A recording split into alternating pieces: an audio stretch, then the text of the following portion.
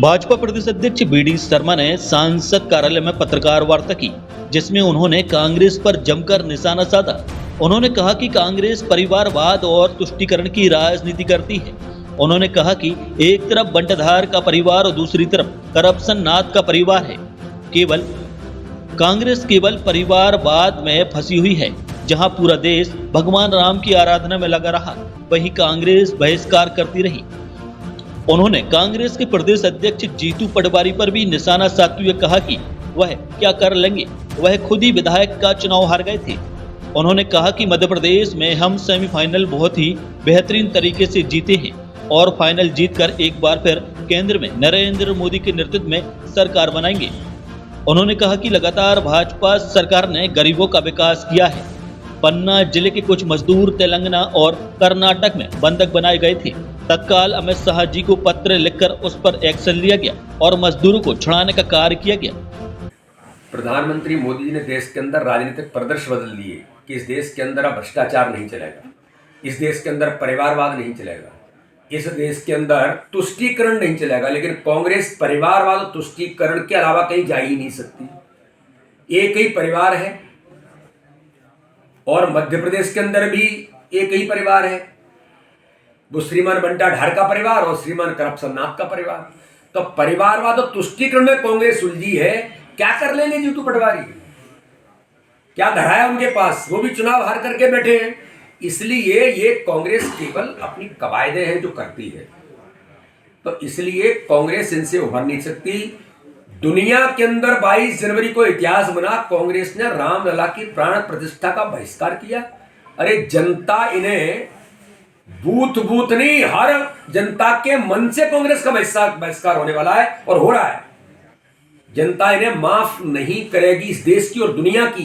दुनिया में जिससे बन रहा है, ब्रिटेन के अंदर छुट्टी हुई, लोगों ने जुलूस निकाले अमेरिका के टाइम्स स्क्वायर पर।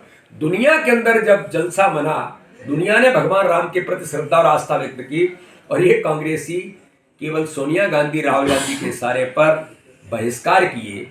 जनता इन्हें इस बात का जवाब देगी। भारतीय जनता पार्टी सकारात्मक राजनीति में प्रधानमंत्री मोदी जी के नेतृत्व में गरीब कल्याण की योजनाओं के साथ, विकास के साथ, भारत के मान और सम्मान के साथ चुनावी मैदान में उतरी है।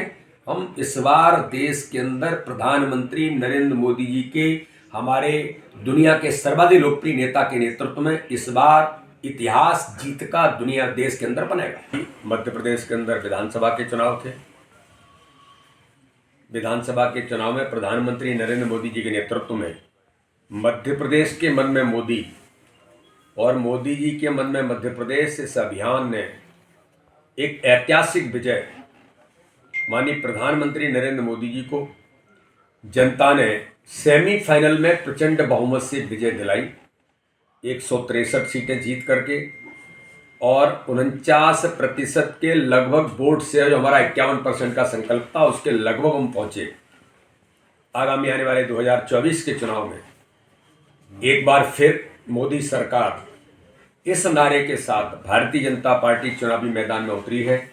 इस बार हम 29 की 29 सीटें, केवल एक सीट हमारी छूटी थी छिंदवाड़ा, इस बार हम छिंदवाड़ा में भी विजय का परचम प्रधानमंत्री नरेंद्र मोदी जी के नेतृत्व में इतिहास बनाएंगे।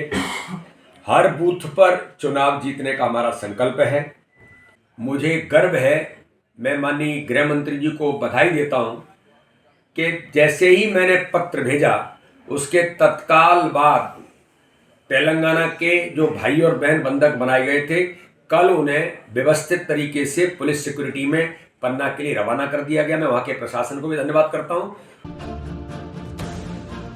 बुंदेलखंड प्लस के लिए पन्ना से टाइगर खान की रिपोर्ट।